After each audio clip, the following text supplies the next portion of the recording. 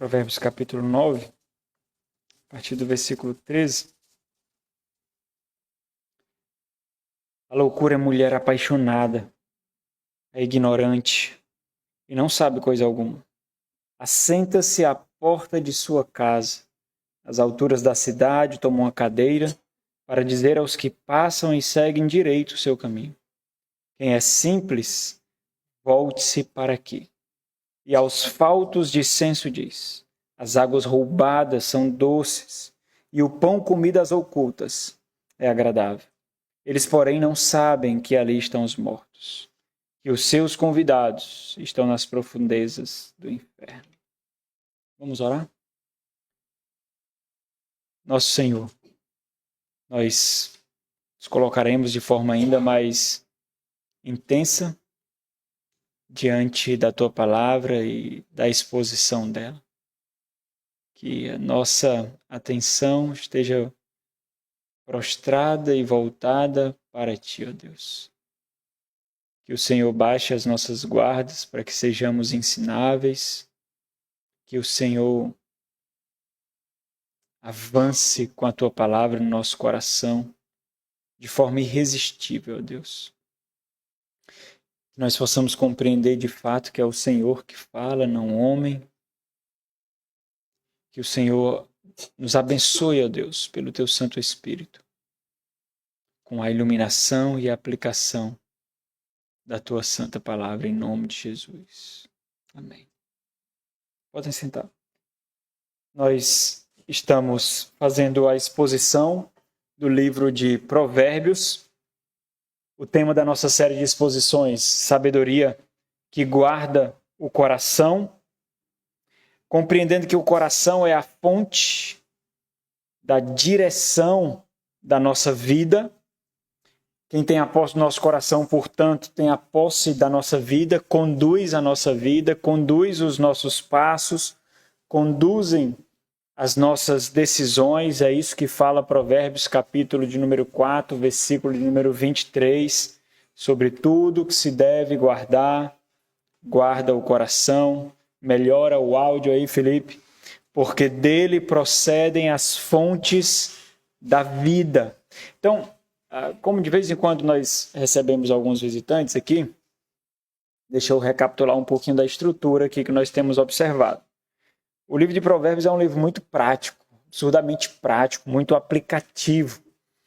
O capítulo número 9, ele tem uma estrutura ainda mais clara para nos ensinar. O objetivo é acessar o nosso coração de fato, instruir o nosso coração de forma muito prática, para que a gente observe erros e não os cometa, não somente observando na nossa vida, mas também na vida de outros. Observando os erros, os perigos, para que nós não cometamos esses erros e esses perigos, especialmente na conquista do nosso coração. O primeiro passo do erro é justamente cometê-lo no nosso coração, para que depois ele se materialize, para que depois ele se torne um fato de verdade. Então, nós estamos diante de dois convites, nosso desafio é discernir esses convites. Esses convites, eles nos direcionam, nos oferecem dois banquetes. Então, nós estamos diante, constantemente, desses dois convites para dois banquetes, para sermos nutridos de alguma forma. Então, os apetites do nosso coração determinarão qual convite nós aceitaremos, qual banquete nós aceitaremos. Tiago, capítulo 1, fala muito sobre isso, né? As concupiscências da nossa carne, as vaidades da nossa carne, a nossa própria cobiça, essa é a linguagem que ele utiliza, vai determinar que convite nós vamos aceitar. Existem estradas que levam ao nosso coração, nós podemos bloquear ou facilitar o acesso do nosso coração para alguma dessas vozes. São vozes que soam mais agradável para a gente, e outras vozes soam mais repulsivas para a gente. Dependendo da fase da nossa vida que nós estamos, isso fica mais notório, né? Na juventude, parece que a voz dos pais são repulsivas enquanto a voz da galera, da juventude, dos colegas são mais atrativas, né?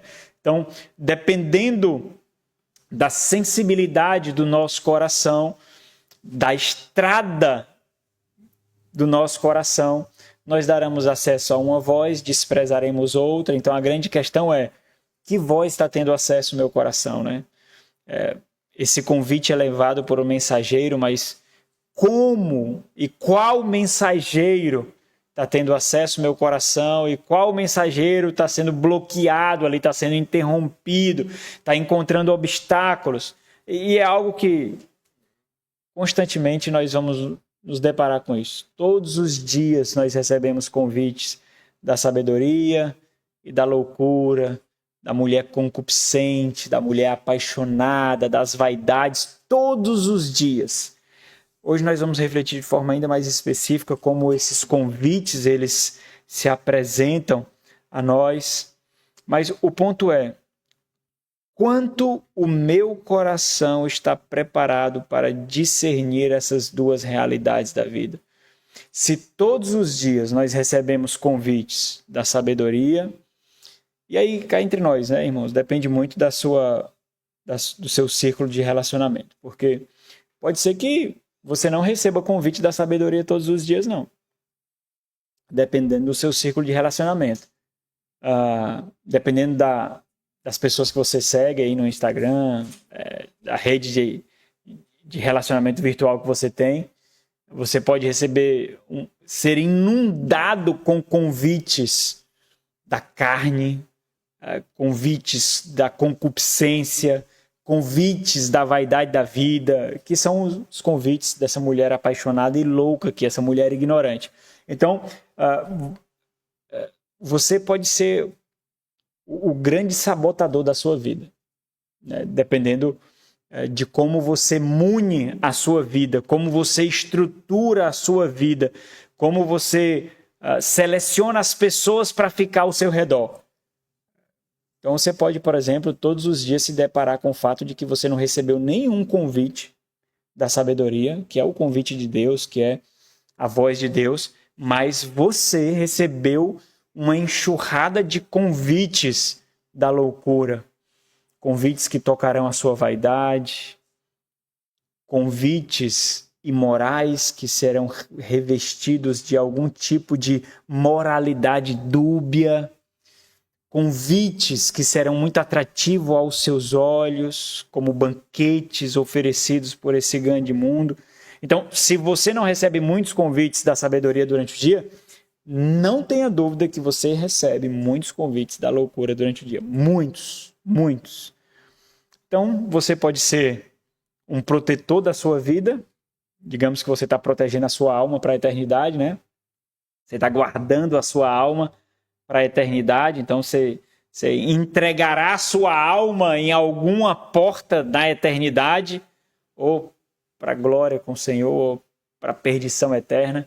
Então, a forma como você estrutura a sua vida para guardar a sua alma pode fazer de você um grande defensor da sua alma ou um grande sabotador da sua alma. Você pode estar arruinando a sua alma para uma realidade futura desprezível, perversa e de dor. Então, o ponto é o quanto meu coração está preparado para discernir essas duas realidades. O quanto eu consigo discernir, o quanto os meus olhos estão treinados, o quanto a minha audição está treinada, como eu consigo perceber que convite está sendo apresentado para mim. Convites da sabedoria ou da loucura. Essa é a terceira reflexão, terceiro sermão sobre o convite da loucura. O convite da loucura também tem uma liturgia de encantamento, né? É uma liturgia de sedução, de conquista das nossas afeições, das nossas apreciações.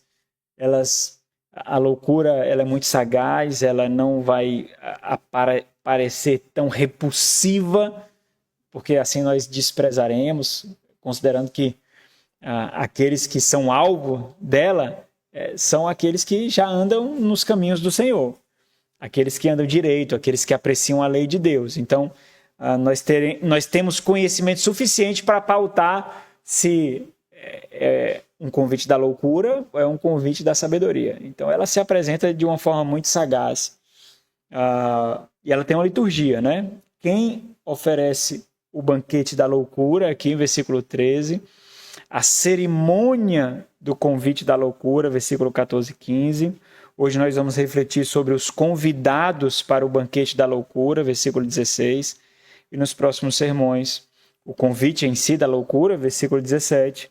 E a trágica consequência da escolha, as consequências da escolha, no versículo 18. Então, até o momento, nós já refletimos sobre quem oferece o banquete da loucura. Nós vemos que ela é descrita aqui como uma mulher apaixonada, concupiscente, alguém desordeiro, barulhento, tumultuoso, uma mulher agitada que quer causar o mesmo com a nossa mente, com a nossa vida, com o nosso coração, porque em agitação nós não conseguimos discernir. Ela, então, é símbolo de insensatez, é um símbolo de pecado. A sua finalidade é compartilhar com outros a mesma confusão que existe nela. Ela oferece entretenimento e prazeres, mas o seu pressuposto é de que nós buscamos apenas isso nessa vida. Nós vivemos para os prazeres, nós vivemos para o entretenimento. Esse é o pressuposto dela. Então ela seduz utilizando artifícios carnais, fazendo essas inclinações carnais ser florescidas em nós. E a própria cerimônia da sabedoria que nós já vimos, versículo 13, versículo 14 e 15, é uma cerimônia de insulto, de forma muito crassa, a céu aberto, sem pudor, sem vergonha. O seu compromisso aqui é com a desordem, com a destruição. Ela se concentra em crentes, naqueles que amam a lei de Deus, naqueles que já receberam revelação da lei de Deus. Então ela é muito intencional aqui. A cerimônia mostra que a sua finalidade é destruir por meio de prazeres, porque cá entre nós, né? Os prazeres, eles nos deixam insensíveis.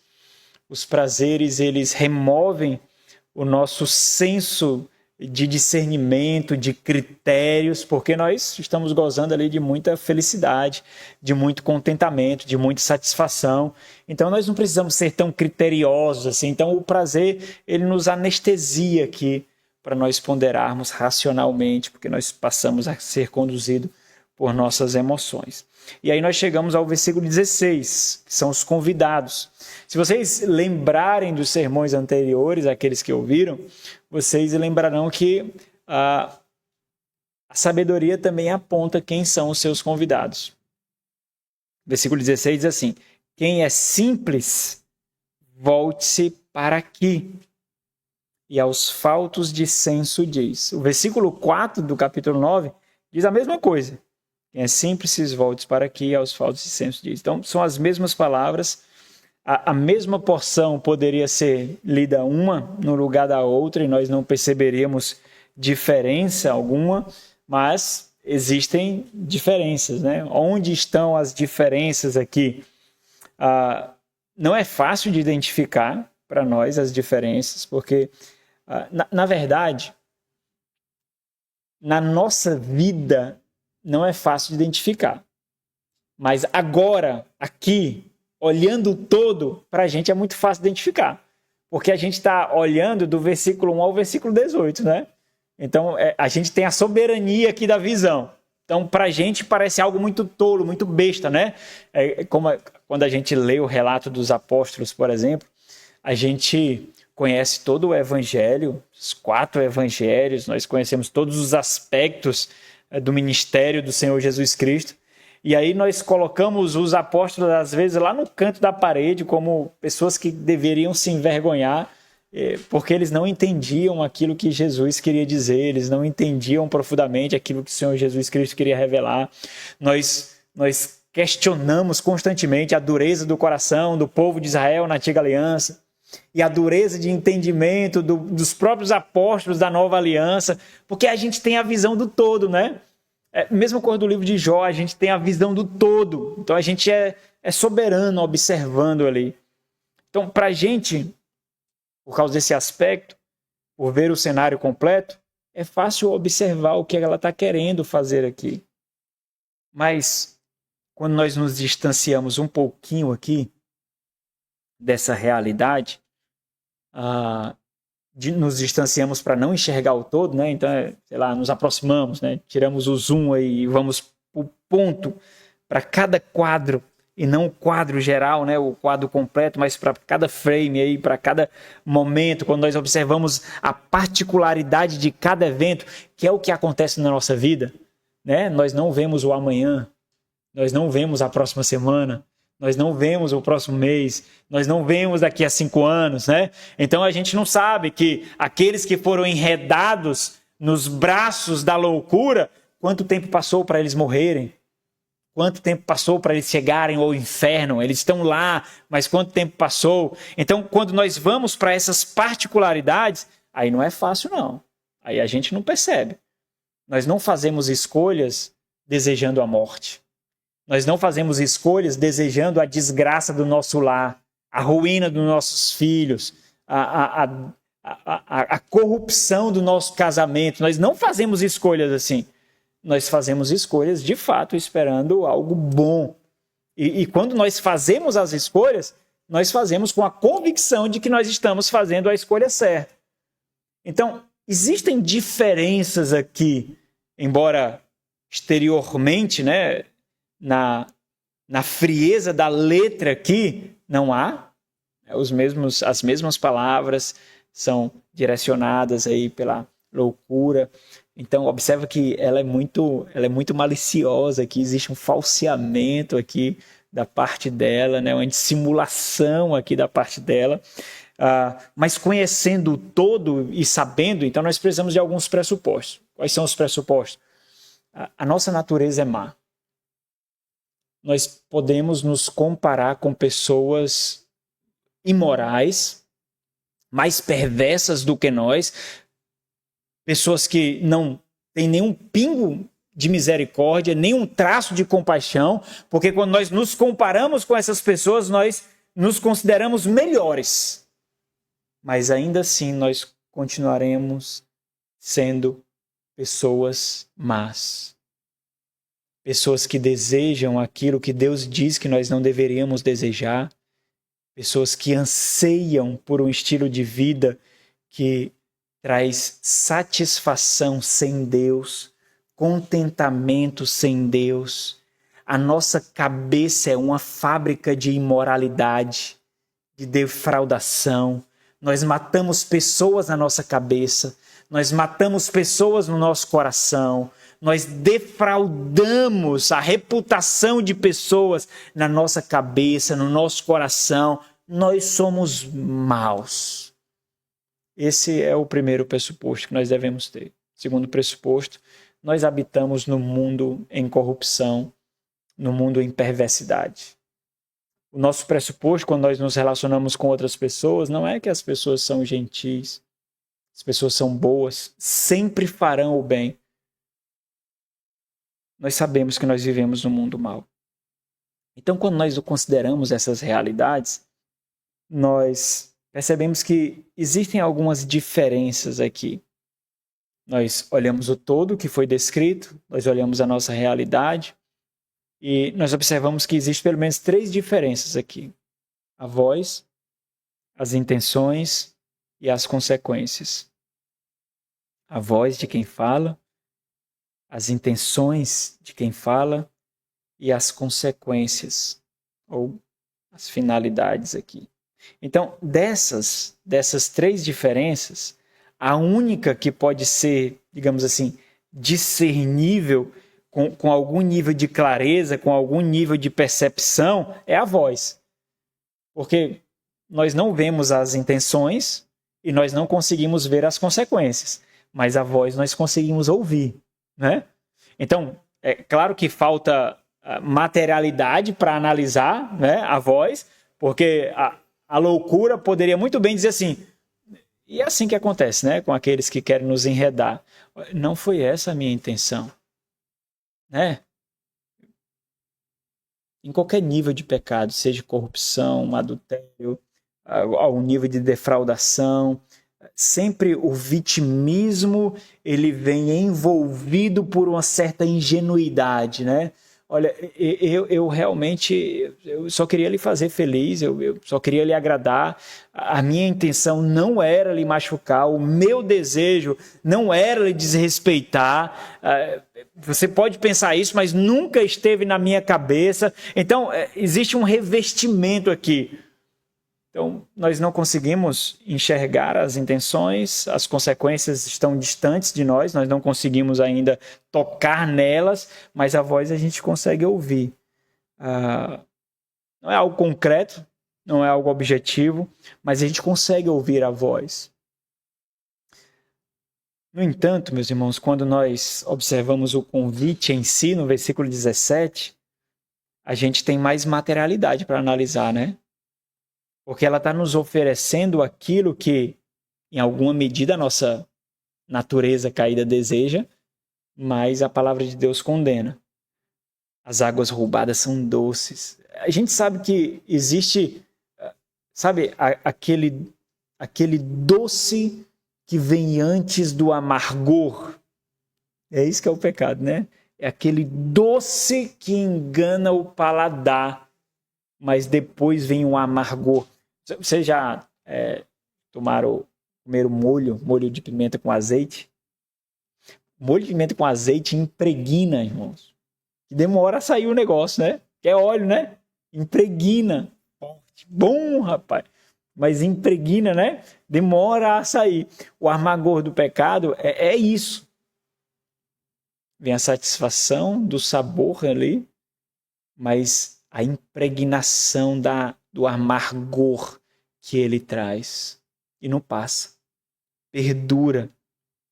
Então a gente sabe que existe uma certa manipulação de doçura, um falseamento de doçura no pecado. Por que a gente sabe que não é doçura de fato? Porque o doce ele não se torna amargo, o doce não se torna salgado, o doce não se torna repulsivo. O doce é doce, ele agrada o paladar, mas o pecado ele falseia aí. E aqui, essa aparente doçura, essa aparente aventura do pecado, elas são apenas armadilhas fatais oferecidas pelo diabo. Porque, embora os prazeres sejam ilícitos, ela sabe que traz algum nível de satisfação, porque ele embriaga a nossa carne. E quando ele embriaga a nossa carne, ele não nos permite perceber que nós estamos sendo conduzidos para a morte. Então aqui, retornando à nossa reflexão sobre as diferenças aqui dos convites, né? Não existe necessariamente uma ordem cronológica aqui dos eventos, né? Primeiro nós recebemos o convite de um e do outro, mas o fato da sabedoria vir em primeiro lugar, ela é destacada, então existe algum tipo de ênfase aqui. E é interessante a gente avaliar dessa forma, porque primeiramente vem a verdade, e depois vem o falseamento dessa verdade. Primeiro nós sabemos que existe a verdade para ser estabelecida, depois vem a falsificação, e é isso que acontece aqui. Essa loucura aqui, ela é a meretriz, ela é dissimulada, ela é louca, ela falsifica o convite oferecido pela sabedoria. O seu objetivo é seduzir, não é instruir, diferente da sabedoria. O objetivo é arruinar, não é salvar. A sabedoria chama os simples para ensiná-los sobre o que é bom. A insensatez atrai para o mal. E ainda assim, irmãos, ainda assim, mesmo considerando isso tudo, ainda falta materialidade, falta objetividade para a gente analisar a possibilidade ou não de perigo. E eu queria mesmo que você pensasse na realidade do dia a dia. Quando você não tem a visão do todo, quando você precisa tomar uma decisão, quando você precisa fazer uma escolha, quando você precisa fazer algo e você não tem todas as informações. E aquelas pessoas que estão próximas a você o suficiente para lhe fazer um convite, essas podem ser a voz da loucura ou pode ser a voz da sabedoria. Então é importante entender isso, porque aqueles com quem você desenvolve laços mais próximos pode ter uma das duas vozes. Dentre aqueles que eram mais próximos do Senhor Jesus estava Pedro. E Pedro, em algum momento, foi voz de Satanás. E o Senhor o repreendeu. Então, se você fizer a aplicação direitinho para a sua vida, você vai entender que aqueles que estão bem próximos de você, às vezes podem ser levados pelo pecado, pela carne. Ainda sendo crentes, eles podem ser seus pais, seus filhos, o seu cônjuge. Ainda pode ser. Então, é importante entender isso porque dependendo do círculo de relacionamento que nós temos, nós baixamos mais a guarda. E aí a gente não tem aquele critério discernidor. E isso acontece muito nas redes sociais, né? Dependendo do nível de autoridade que você dá a alguém que compartilha alguma informação, você nem checa se a informação é verdadeira ou não. Você já passa a propagar como sendo real, como sendo verdadeiro. Ou manda para alguém, né? Morria e não sabia. Né? Tem essas besteiras, né? Morria e não sabia. Demorei 20 anos para saber disso. E você nem consulta para saber se é aquilo mesmo, né? Quem nunca tentou limpar o ventilador daquele jeito e não deu certo? Hein? Nunca! Aí a estratégia é vai nos comentários, né? Você vai ver e você ri um bocado também. Além de ver que não dá certo, você ri um bocado também. Os comentários são os melhores, né? Das postagens, né? Ok. Então, observa quem é o alvo principal aqui do convite. São os simples.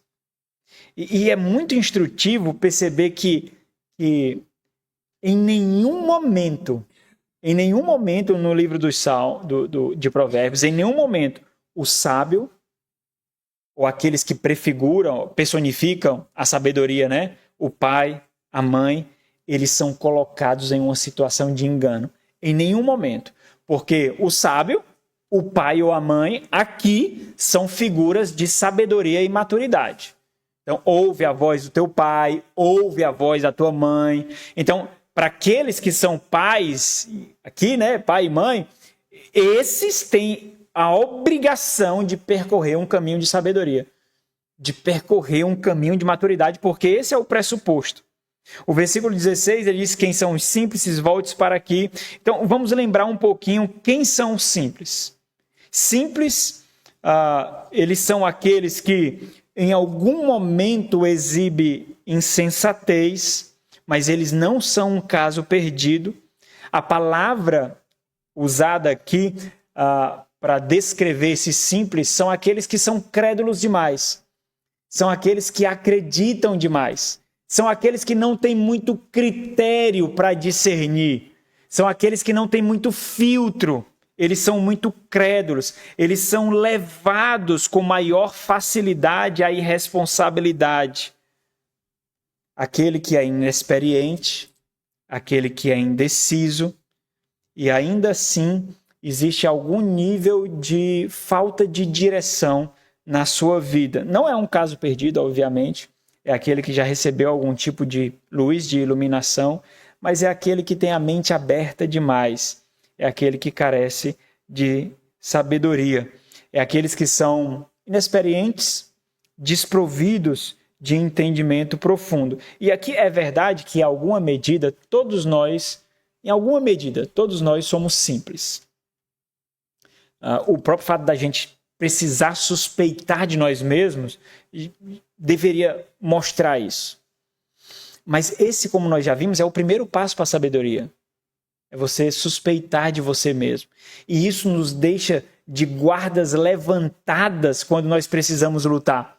Nós discernimos. Será que é isso mesmo? Porque o nosso crivo sempre será a palavra de Deus. Não importa quem fale. O nosso crivo sempre será a palavra de Deus. Nós sempre olharemos para a palavra de Deus para ver se aquela instrução que nós estamos recebendo, aquela orientação que está sendo dada a nós, vem da palavra de Deus ou vai contra a palavra de Deus, independente de quem fala.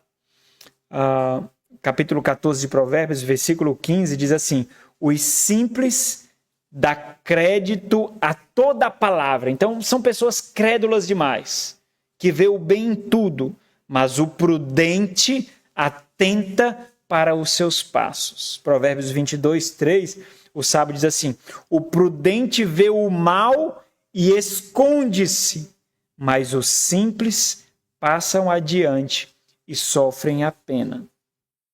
E são justamente essas características que a loucura fareja. Ela identifica a credulidade, a ingenuidade, e ela observa isso como oportunidade para destruir e levar à morte. Portanto, irmãos, as únicas diferenças aqui são essas: a voz, as intenções e as consequências.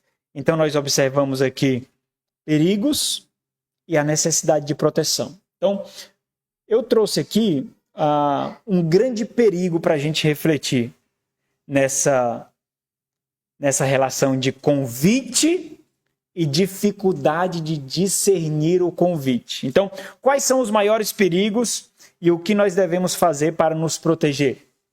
E aí eu vou falar primeiramente do perigo, depois eu falo daquilo que a gente precisa fazer para se proteger. Isso daqui que eu vou trazer é muito comum ser abordado em aconselhamentos ou em discipulado. Porque são questões assim, muito difíceis de serem discernidas. E dependendo do nosso nível de maturidade, do nosso nível de discernimento e do nosso nível de comprometimento conosco mesmo ou com o Senhor, né, vai se tornando ainda mais difícil. Por exemplo, um grande perigo em ouvir o convite é distinguir entre provação e tentação. Eu já trouxe isso para vocês aqui, mas eu vou aplicar isso de forma ainda mais prática. Um dos grandes perigos é a nossa capacidade ou não de distinguir entre provação e tentação.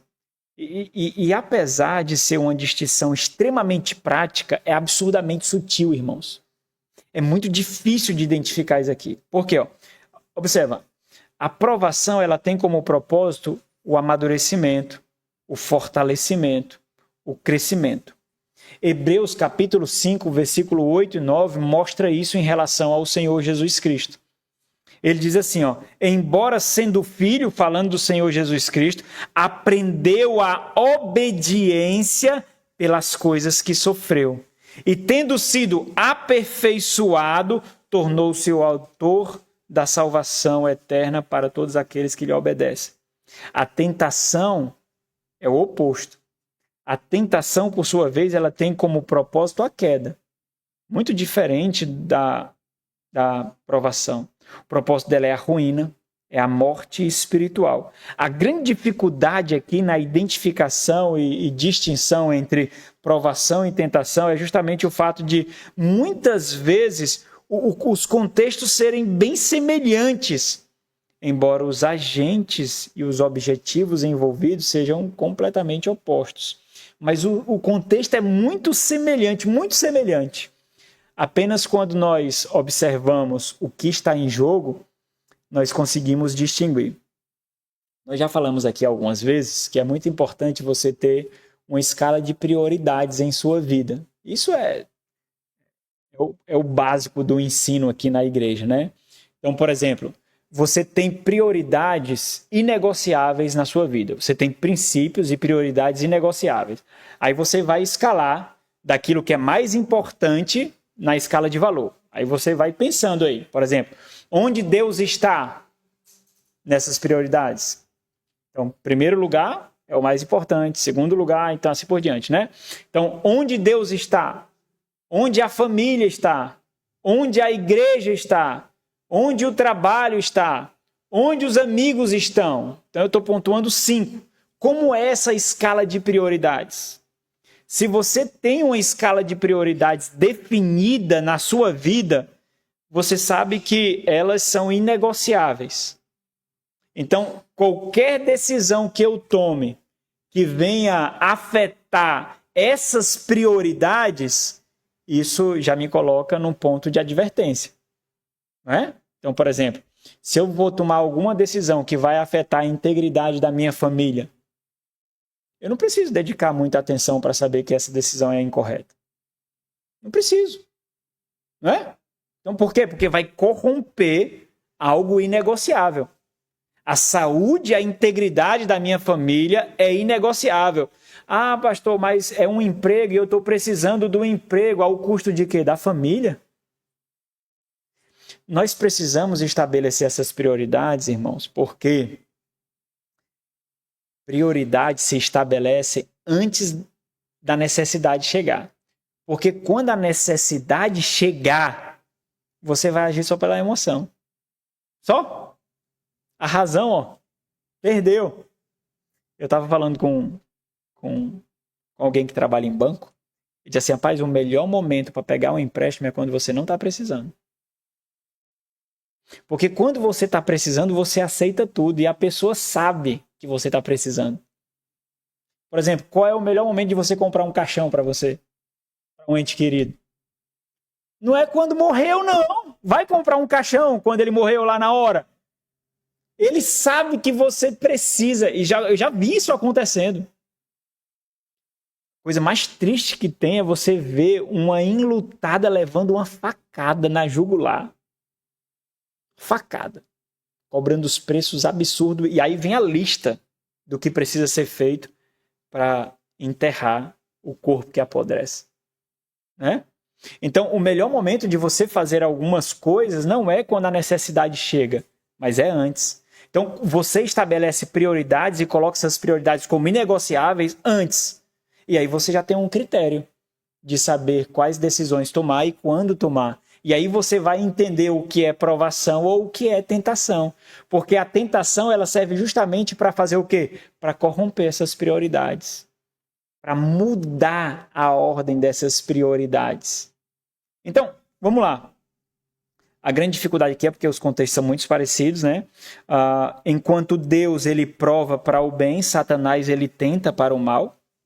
E dentre as dificuldades de identificar aqui a aprovação e tentação estão o fato de ser realidades extremamente práticas. Por exemplo, quando você pensa em um emprego, você precisa do emprego. Você precisa dos recursos financeiros. Você precisa nutrir o seu lar. Você precisa do mantimento. Você precisa pagar o aluguel. Você precisa pagar a energia. Você precisa pagar o abastecimento d'água. Você precisa. Então, a grande dificuldade é porque essas coisas vêm em situações práticas, irmãos. Não são situações teóricas. Não, são as situações absurdamente práticas. Não são possibilidades, não são teorias, são realidades concretas do dia a dia prática. E isso realça a sua delicadeza, mas também realça a sua tensão e a sua importância. E aí eu vou descrever algumas coisas aqui para vocês entenderem.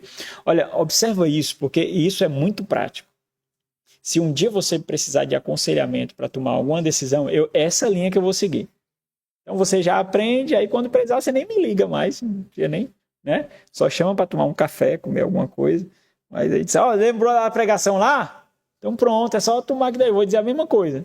Então a aprovação ela tem como finalidade fazer o quê? A aprovação, averiguar o nível de fidelidade que nós temos a alguém ou alguma coisa.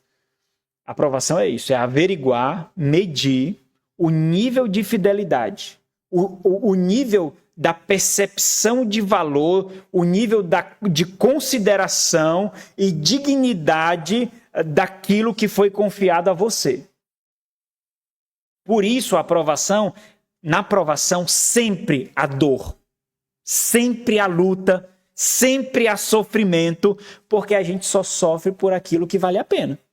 A gente só luta por aquilo que vale a pena, não é? A gente só derrama lágrima por aquilo. Se bem que hoje o pessoal derrama lágrima até por... Vou nem dizer, né? Vou nem falar, não. O pessoal derrama lágrima por tudo. Então hoje a lágrima não tem valor nenhum. Mas entenda o meu ponto de raciocínio. Na provação sempre há tensão, luta, sofrimento, adversidade. Simplesmente porque é justamente por se manter fiel no sofrimento, na luta, se manter firme nas adversidades, que nós testemunharemos o nosso nível de fidelidade, o nosso nível de apreço por aquilo que nós recebemos.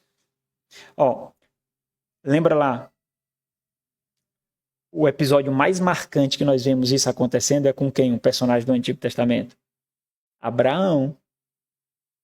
Deus testou o nível de fidelidade que ele tinha a ele com Abraão, colocando em risco aquilo que era mais precioso para ele na terra, que era o seu filho, né? Deus está provando o seu nível de fidelidade. Quando Deus, em Deuteronômio capítulo 8, leva Israel para o deserto, qual foi a intenção de Deus ali?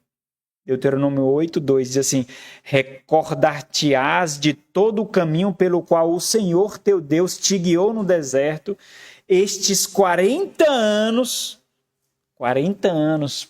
provando, irmãos, para te humilhar, para te provar, para saber o que estava no teu coração, se guardarias ou não os seus mandamentos. 1 de Pedro fala sobre isso também, né, quando mostra as provações que estavam, os cristãos estavam padecendo ali no primeiro século. E Pedro diz assim, nisso exultais. Exultem nisso. Porque nesse presente século, vocês passam por provações, por várias provações. Por outro lado, irmãos, nas tentações acontece exatamente o oposto. A tentação, ela tem como finalidade seduzir para matar. Então, na tentação, há só ganho, não há perda. Na tentação, o que a tentação faz? Ela busca brechas em nossa santidade, ela busca pontos de contato pecaminosos entre o mundo e o nosso coração, usando as vaidades como arma, usando os prazeres como artifício. Por isso, na tentação, nunca há sofrimento, nunca há luta. Na tentação, nunca há perda. Na tentação, há dor e sofrimento. Não há dor nem sofrimento. Então, entenda que eu estou dizendo. Pastor, então quer dizer que quando eu estiver sofrendo, quer dizer que não é uma tentação? Não. É uma tentação, mas você tomou isso como provação, por isso que você está resistindo. Se você fosse seduzido rapidamente, aí você cairia na tentação. O fato de resistir mostra justamente o contrário. Na verdade, é apenas um aparente ganho, aparentes promoções, aparentes vitórias, aparentes benefícios.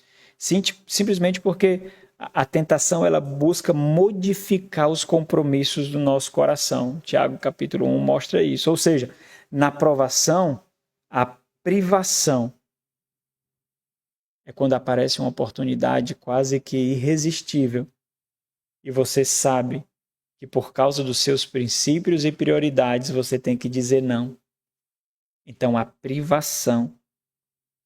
Mas na tentação há algum nível de promoção, algum nível de ganho. Então, colocando isso de forma ainda mais prática, irmãos, diante dos convites que aparecem a nós precisamos distinguir entre provação e oportunidade.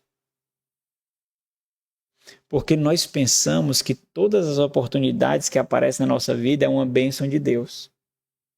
É Deus abrindo as portas. Nós precisamos distinguir entre provações e oportunidades. Provérbios capítulo 14, versículo 12 diz assim: há caminhos que ao homem parece bom, parece direito. Vai parecer mesmo, entende? o próprio termo oportunidade tem um aspecto positivo, né? Não tem um aspecto negativo, né? É uma oportunidade que você está recebendo. Então, vai parecer direito mesmo, mas ao cabo dá em caminhos de morte. Segunda carta de Paulo a Timóteo, capítulo 2, versículo 22. Paulo orienta Timóteo assim: foge outro sim das paixões da mocidade. Segue a justiça, a fé, o amor e a paz com os que de coração puro invocam o Senhor. Porque, irmãos, ainda que as provações possam ser apresentadas como oportunidades, nem toda oportunidade pode ser, de fato, uma provação. Tem oportunidade que vai ser oportunidade boa mesmo, que nós devemos aproveitar. Agora, tem algumas oportunidades, irmãos, que vai ser uma provação. Como é que a gente sabe se aquela oportunidade vai ser uma provação ou não? Como é que nós sabemos? Olha as prioridades, né? Se a gente olhar as 3 principais prioridades instituídas por Deus, sem a qual nós não conseguimos viver, não de uma forma que agrada a Deus. Se nós observarmos o nosso relacionamento com Deus, a integridade e a piedade do nosso lar e o nosso relacionamento com a nossa igreja local. Instituições divinas estabelecidas que perdurarão para a eternidade. Qualquer oportunidade que agrida qualquer nível de relação com esses critérios aqui já tem que ser recebido como provação. Não é oportunidade. Agora, por que é difícil? Porque pode ser um emprego dos seus sonhos. Pode ser um relacionamento que tomou o seu coração de uma forma avassaladora e fez você viver um filme. Pode ser uma opção de formação acadêmica, intercâmbio, concurso público. Sabe quando a gente enxerga a realidade à nossa volta e a gente percebe como isso é desprezado? Quando a gente vê um mar de cristãos que faz concursos para locais que sequer têm igrejas, irmãos. Sequer têm igrejas. Eles saem atirando com metralhadoras. Eles fazem concurso para várias cidades, para vários estados, às vezes para o Brasil inteiro, sem sequer observar se existe uma igreja que poderá nutri-lo e nutrir a sua família. Agora, se você conversar com essas pessoas, eles dirão que igrejas são prioridades, que o relacionamento com Deus é prioridade. Mas é mentira. Porque na prática eles não observam isso. A prioridade é o quê? O bucho. O bucho é a prioridade. O conforto é a prioridade. A comodidade é a prioridade. E a grande sedução desse mundo, a estabilidade, é a prioridade. O pastor John Piper, naquele livro Não Joga a Vida Fora, Sua Vida Fora, disse, não existe estabilidade nesse mundo, não. Estabilidade nesse mundo? Esse mundo é instável. Você pode sair daqui e morrer. Você pode morrer agora. Dá um troço aí em você. Esse mundo é completamente instável. Nós vivemos em um risco constante. Por isso que a gente percebe que é uma sedução desse mundo. E a gente percebe... E aí é o grande... Eu já me deparei com várias pessoas em que eu disse categoricamente, irmão, isso aí é uma provação. Você não está conseguindo enxergar porque o presente que está sendo oferecido é grande demais. É sedutor demais. Mas vai por mim. É uma provação. O grande ponto, irmãos, é porque nós não estamos dispostos a vencer na provação. A gente está disposto a vencer na provação assim, ó. Eu não vou assistir essa série. É nesse nível. Eu não vou seguir aquele perfil. Eu não vou vestir essa roupa. Aí quando você sobe um pouquinho mais, assim, eu não vou ter aquela amizade. Aí já subiu um pouquinho mais. Eu não vou ter. Aí você pode colocar a roupa aqui também, né? Nesse nível maior um pouquinho. Eu não vou vestir essa roupa, eu não vou ter esse tipo de amizade. E aí, só que a gente está disposto a vencer provações nesse nível. Mas existem outros níveis ainda mais profundos de provação, irmãos, que nós sequer consideramos provação. Esse que eu falei, formação acadêmica, concurso público, empregos. Porque você acha que toda oportunidade de emprego que bater à sua porta é uma oportunidade boa, enviada por Deus? Ok, é enviada por Deus, mas pode ser para provar, não pode não? Pode ser para provar. Só que na provação, nós sempre saímos arrebentados, irmãos. A gente não sai ileso não na provação. Até findar a provação, o Senhor Jesus Cristo ficou com fome no deserto. Até findar. Ele ficou com fome. Mas depois o que aconteceu? Ele se banqueteou com os anjos do Senhor servindo. Mas o grande ponto é esse. Nós vivemos um tipo de fé tão levado por emoções que qualquer nível de perda, qualquer nível de sofrimento já é um sinal de que Deus não está abençoando. Porque a nossa fé é muito emocional. É só emocional. A gente esquece que Deus é glorificado nos nossos gemidos, com as nossas lágrimas, com o nosso choro, com a nossa dor, com a nossa morte. Ele é glorificado. Ele é glorificado com a nossa enfermidade, com a nossa perda. Ele é glorificado. E a gente esquece isso completamente. Então, o grande ponto é esse. Pensa, a aplicabilidade disso é quase que infinita.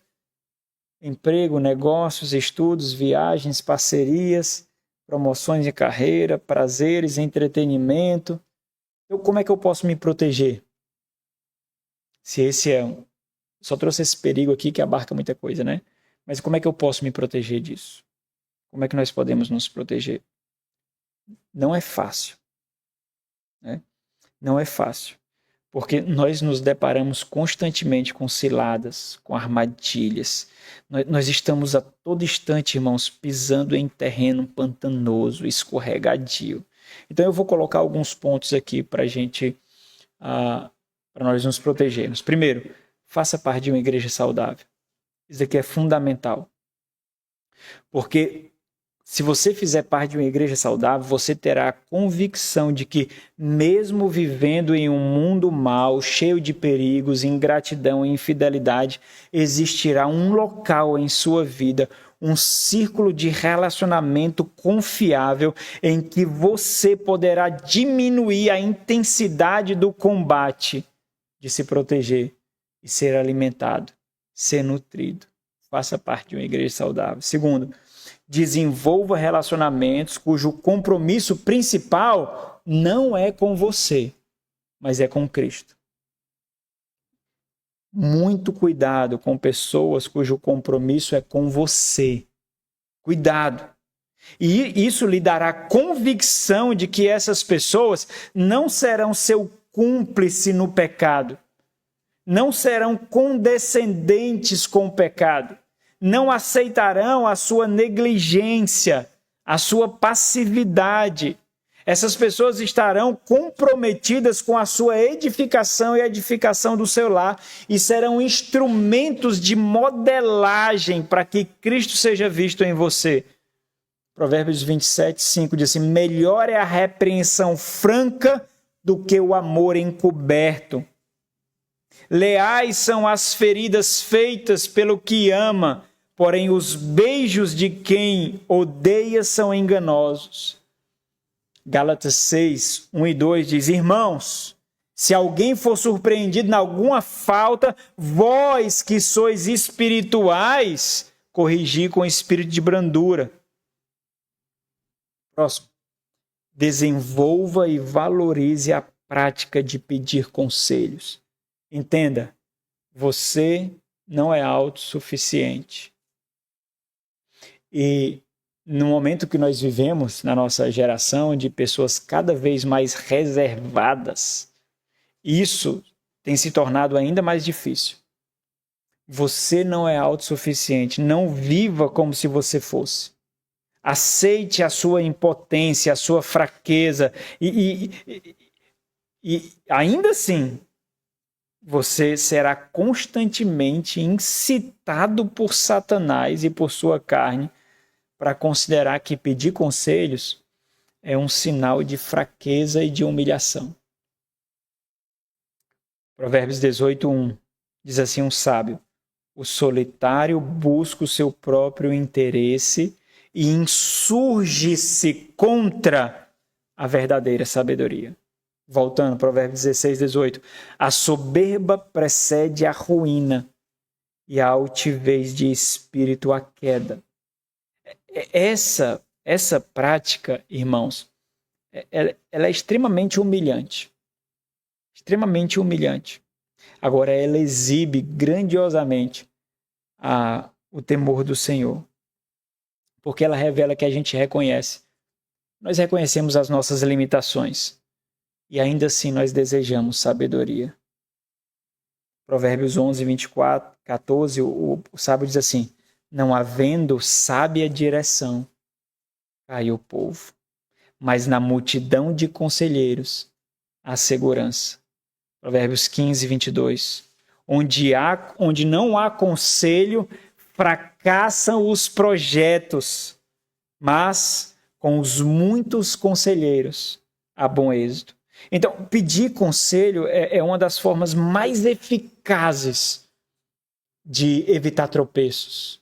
Porque nós, irmãos, nós estamos buscando aqueles que são comprometidos com Cristo em nós e não estão envolvidos pelas emoções das escolhas naquele momento. Então você precisa tomar um conselho, você precisa tomar uma decisão, só que você está envolvido pela atenção, você está envolvido emocionalmente por tudo aquilo que aquela escolha exige. E quando você busca alguém para lhe orientar, aquelas pessoas estão comprometidas com Cristo em você, e elas não estão envolvidas emocionalmente por toda a atmosfera que lhe envolve.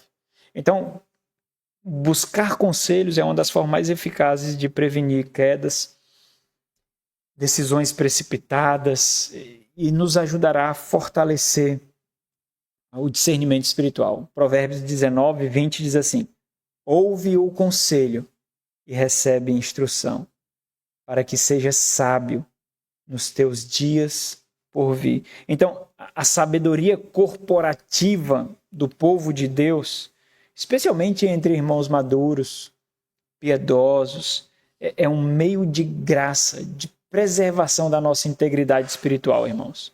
Coisa que, se nós não vivenciarmos a vida da igreja local, o relacionamento que vai muito além das programações formais da nossa igreja, a gente não vai desfrutar disso, não. Porque quando a gente vem para cá, a gente, na maioria das vezes, desfruta de um ansiolítico espiritual, sabe? É como se fosse uma águazinha com açúcar espiritual.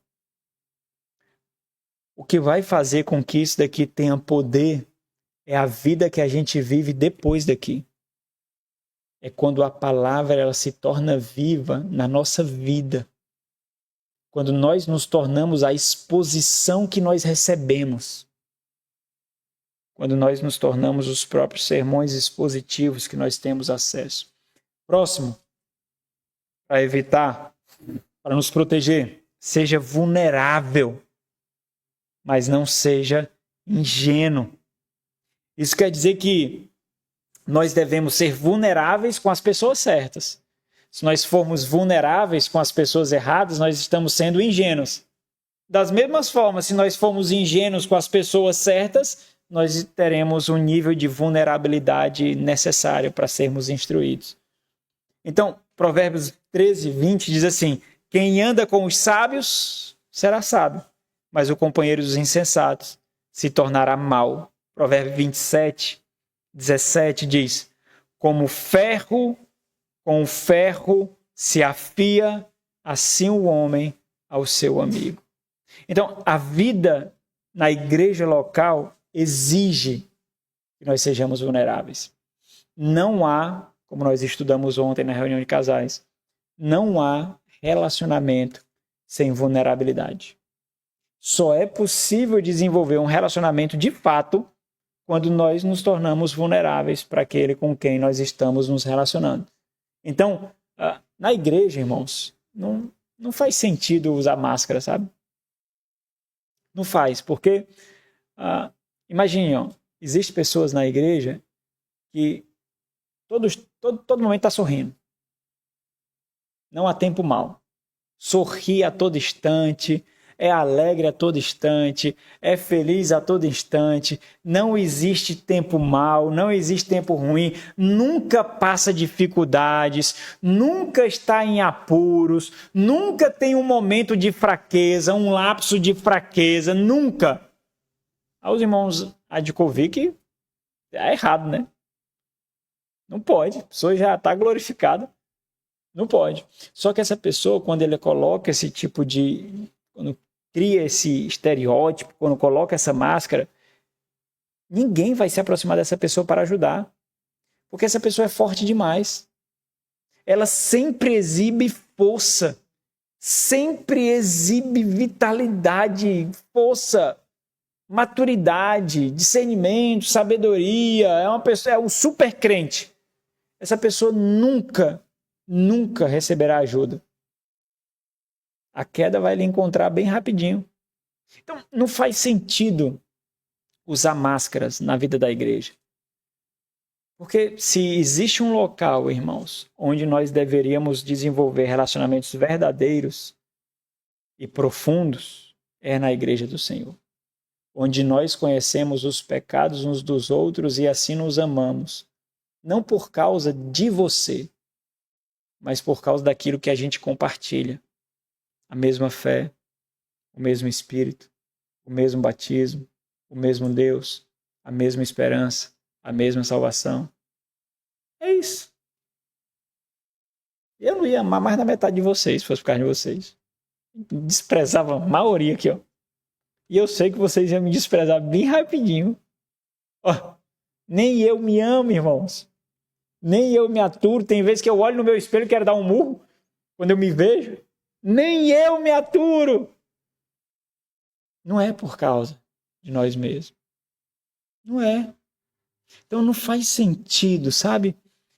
É necessário que nós sejamos vulneráveis. E essa é a vulnerabilidade que vai ser a maior amostra, a maior prova de amor e consideração com o nosso irmão.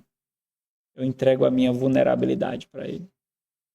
Eu não entrego o meu fingimento, a minha máscara. Eu não preciso parecer que sou um super crente. Eu entrego a minha vulnerabilidade. E essa vai ser uma grande amostra de confiança. Confiança. Confessai, pois, os vossos pecados uns aos outros e orai uns pelos outros, para serdes curados. Muito pode, por sua súplica, por sua eficácia, a súplica do injusto. Tiago 5,16. Não há relacionamento quando nós não estamos comprometidos a sermos vulneráveis uns com os outros. Veja que tudo isso aqui é essencial para que você não caia nas garras da loucura.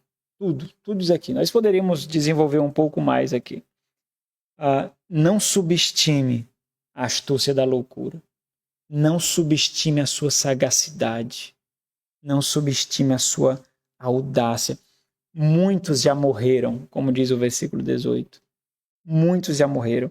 Tem um livro do Thomas Watson. Alguns irmãos aqui foram presenteados com esse livro, A Malignidade do Pecado, da editora Estudar de Cristo. Eu vou ler para vocês uma citação aqui que ele faz sobre o pecado.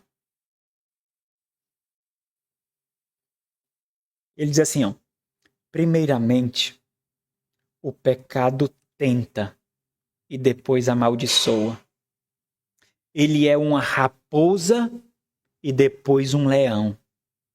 O pecado jaz a um homem o que O pecado faz a um homem o que Jael, que é a mulher de Heber, fez com Sísera, que é um comandante de Canaã.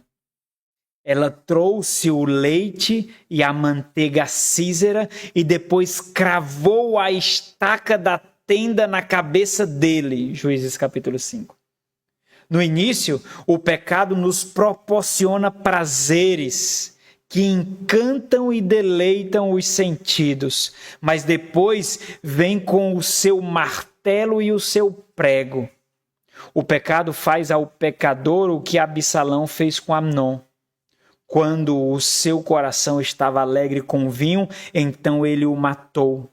2 Samuel 13. O último ato do pecado é sempre trágico. Sempre trágico. Então, irmãos, os prazeres e as liberdades prometidas pela perversidade da loucura aqui sempre cobram um preço. O problema é que quando nós não temos discernimento, nós só calculamos esse preço quando a fatura chega. E quando você usa muito o cartão, sem contabilizar o que você está gastando, quando chega a fatura, o que é que acontece? Você paga o quê? Paga todo? Paga não. Você paga o mínimo, né? E aí, no próximo mês, isso vem dobrado ou vem 3 vezes mais. Aí o que é que você faz de novo? Paga o mínimo. Quando se torna uma bola de neve, aí vem aquela cartinha como uma oportunidade para você fazer um empréstimo ou parcelar a sua dívida. Isso faz com que você se torne o quê? Escravo do banco. Escravo do banco. Você vive para ele agora. Tem 3 anos, 4 anos que é garantido que você vai ser escravo dele. Você vai trabalhar para ele. É assim que o pecado faz. O pecado oferece o cartão e diz, vai no açaí, vai na pizzaria, compra o celular. Aí você tá felizão, não tá não? O açaí dele também eu mereço, né? É um açaí. Vai lá no Vila Pizza. Pizza boa, né, irmãos? Vila Pizza, tal, vou lá. iPhone, tal. Aí quando chega a fatura, gerou prazer o cartão, não foi? Mas você não contabilizou. Você não calculou, você só usou. Aí quando chega a fatura, acabou. Você não tem como pagar, não. Acabou. O que é que você vai se tornar? Escravo dele. Então, muito cuidado com os prazeres que o pecado traz. Seu fim sempre é trágico. Sempre é morte. A sua ação será como uma colônia de cupins que destrói um móvel por dentro, sabe? Enquanto os cupins eles estão corroendo por dentro, comendo por dentro, por fora tudo parece belo, tudo parece normal, tudo parece natural. Até que quando há descoberta, não existe mais nada a se fazer a não ser chorar e jogar o móvel fora. Acabou. Thomas Watson diz assim, o pecado é uma víbora venenosa junto ao caminho preparada para dar o bote. O pecado é uma forca com uma corda de seda. No entanto, ela o mata. Lembre-se daquela frase de Agostinho. O prazer do pecado desaparece logo, mas o seu ferrão é duradouro. Então, irmãos, quem são os convidados da loucura aqui? Simples. Aqueles que são crédulos demais. Então nós precisamos realmente compreender que existe uma mistura muito perigosa aqui dessa loucura. A sagacidade e a malícia, a astúcia e as nossas fraquezas e vulnerabilidades não pastoreadas. O banquete que é oferecido aqui é uma isca que é profundamente atrativa para a nossa carne, mas é permeado de morte. Nós temos vários critérios para nos desvencilhar aqui das amarras dessa mulher, que constantemente está nos rodeando para nos tragar. Mas se nós não fizermos uso, irmãos, desses instrumentos de discernimento, a gente vai se arrebentar e a gente vai acabar no versículo 18. No trágico versículo 18. Que é como estão muitos que não vigiaram, né? Vamos orar, irmãos.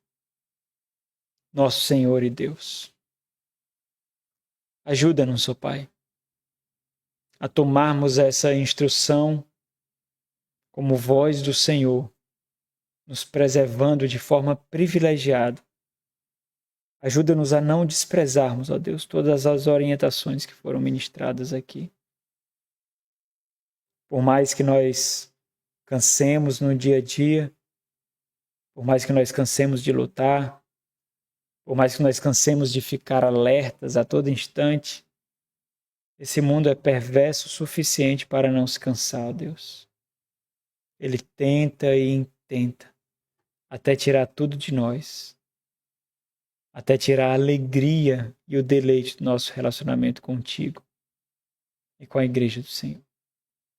Que o Senhor nos ajude, ó Deus. Dá-nos discernimento. Em nome de Jesus. Amém.